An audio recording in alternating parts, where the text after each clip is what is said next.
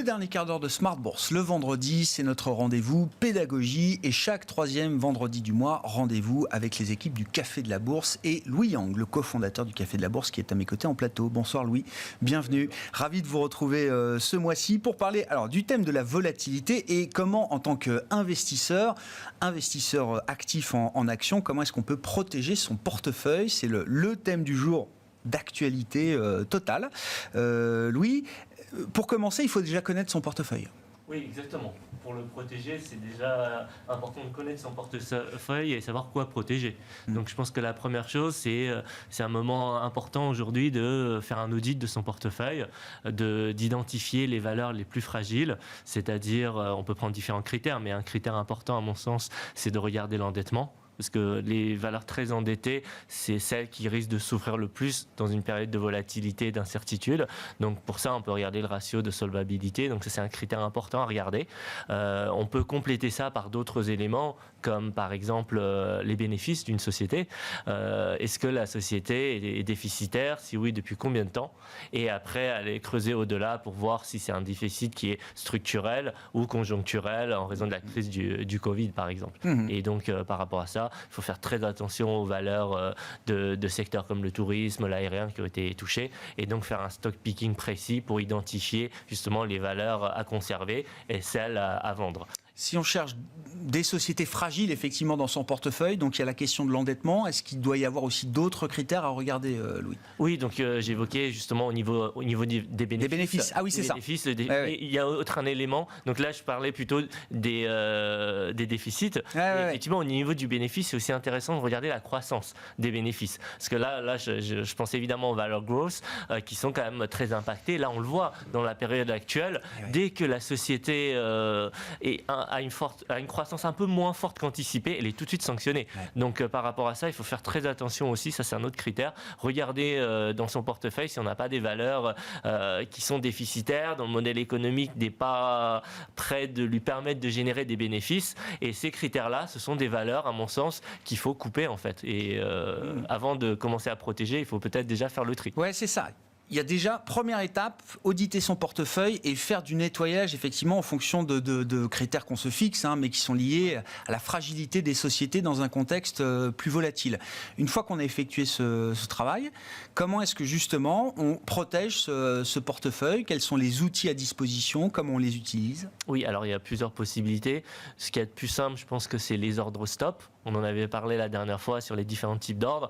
Je pense que la base, c'est d'utiliser des ordres stop. Donc, petit rappel, il s'agit en fait de positionner un ordre stop pour ne pas perdre plus de 10%, 15%, 20% en fonction de sa stratégie, en fonction aussi de la volatilité de la valeur. Donc, on pose l'ordre stop et si la valeur baisse et casse, à ce moment-là, on limite les pertes. Donc, ça, c'est la manière, on va dire, la plus basique de se protéger.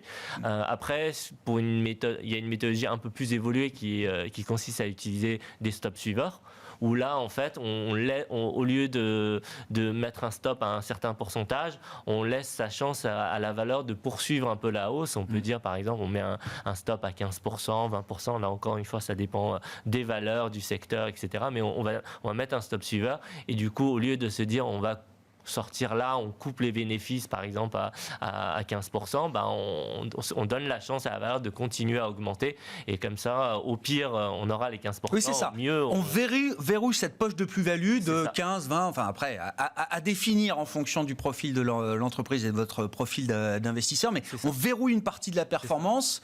Et au-delà, c'est du bonus, quoi. Exactement. Je pense notamment aux valeurs qui ont quand même pas mal pris ces 2 dernières années. Donc, ça a du sens de verrouiller ça sans forcément sortir parce que ce ne sont pas les valeurs très fragiles qu'on vient d'évoquer. Ouais. Quels sont les autres moyens, les autres méthodes, stratégies qui permettent de couvrir son portefeuille action?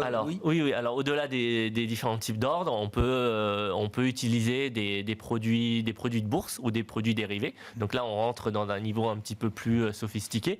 Donc là, le plus simple, c'est de passer par des trackers, des ETF, des ETF bear, qui vont en fait répliquer la performance d'un indice à l'inverse. Donc par exemple, si on a un portefeuille très exposé au CAC 40, on prend un ETF bear sur le CAC 40. Si le CAC 40 fait -2, et le ETF bear va faire +2.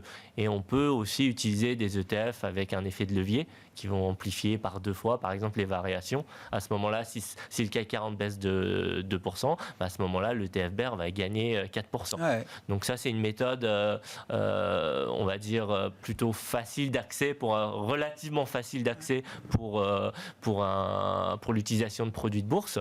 Comment on dimensionne la couverture justement par rapport à son portefeuille? Ça va dépendre justement de la pondération du type de valeur qu'on a en société, et en fonction de ça, on va utiliser différents leviers. Donc les ETF, c'est les leviers les plus faibles. Après, il y a d'autres produits de bourse comme les turbos qui vont permettre d'avoir des leviers plus importants. Mais encore une fois, ça c'est important de bien comprendre ces produits avant de les utiliser. Ce sont des produits qui s'utilisent aussi à court terme. Ce sont vraiment des protections à court terme. Et là, l'idée, vous dites, c'est vraiment utiliser ces produits comme des couvertures. C'est pas pour jouer du directionnel de marché. Non, pas du tout, exactement. C'est vraiment pour de la couverture de portefeuille. On n'est pas dans de la spéculation, amplification de levier.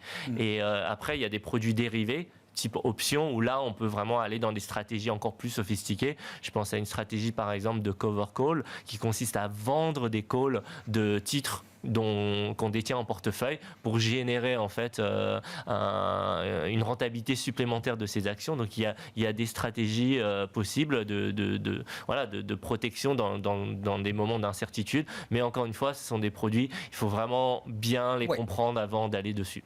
Même, j'allais dire, des produits qui peuvent mériter une petite formation, même quand on est un investisseur un peu actif, il faut effectivement regarder précisément, comme vous dites, comment fonctionnent ces produits et apprendre à les utiliser, à les manier, avant de se jeter dedans comme ça. Non, mais je préfère exactement, vraiment se former et utiliser peut-être un compte démo et faire des tests en simulation. Oui, tout à fait, avant de commencer à les utiliser, parce que lorsqu'on est sur de la vente de produits dérivés, en soi, la perte et les oui. Si on a les titres en portefeuille, c'est différent, mais voilà. Mais sur le principe, il faut être conscient de ça. Et justement, est-ce qu'il y a, pour quelqu'un qui n'a pas le temps et qui ne se sent pas peut-être familier avec des produits dérivés, des produits de couverture avec effet de levier, est-ce qu'il y a des méthodes simples, pratiques pour limiter le risque de volatilité dans son portefeuille? Donc il y a les ordres stop, est-ce qu'il y a d'autres manières de faire aussi? Oui, en fait, il y a un point, il y a la base, effectivement, c'est une bonne remarque. Peut-être que la base aujourd'hui, c'est aussi de regarder, encore une fois, je reviens au premier point, à l'audit du portefeuille. L'audit du portefeuille. Est-ce que mon portefeuille est bien diversifié? Parce que la diversification, c'est le B à bas pour limiter le risque d'un portefeuille. Et là, dans le contexte actuel, attention au portefeuille très concentré. Justement, il faut une diversification sectorielle, géographique, type de valeur. Si on a déjà cette bonne diversification, on va déjà limiter le risque, et c'est vrai qu'on n'a pas besoin d'aller sur des produits très sophistiqués pour faire ça. Oui, et vous l'avez très bien dit, effectivement, c'est sans doute un bon moment pour regarder son portefeuille, parce que ce qui a marché depuis 10 ans ne marche beaucoup moins depuis quelques mois, et donc il faut quand même réévaluer tout ça. Et c'est vrai qu'aujourd'hui, ce qui marche le mieux dans le marché, c'est des valeurs ou des secteurs qui étaient sous-détenus parfois pendant des années. Donc il faut quand même bien regarder comment son portefeuille est constitué de ce point de vue-là. Oui, exactement, parce qu'il y a une rotation sectorielle qui est en place, il y a aussi un contexte de volatilité qui est vraiment présent aujourd'hui. Donc oui, il faut être conscient que ce qui a fonctionné par le passé ne va pas forcément fonctionner à l'avenir. Et donc c'est vraiment important d'avoir cette stratégie de diversification. Il faut même, j'ai envie de dire, même aller au-delà du portefeuille action, avoir vraiment une diversification globale de ses avoirs, de son patrimoine, au niveau obligataire, l'immobilier, des placements de diversification, que ce soit des crypto-monnaies ou de l'or en fonction de son appétence. Il faut vraiment avoir une vision globale par rapport à ça. Oui. Ouais. Merci beaucoup Louis, merci de venir nous voir chaque point pour nous apporter donc un éclairage pédagogique sur la bourse et comment est-ce qu'on pratique la bourse, avec aujourd'hui l'idée de se protéger contre la volatilité.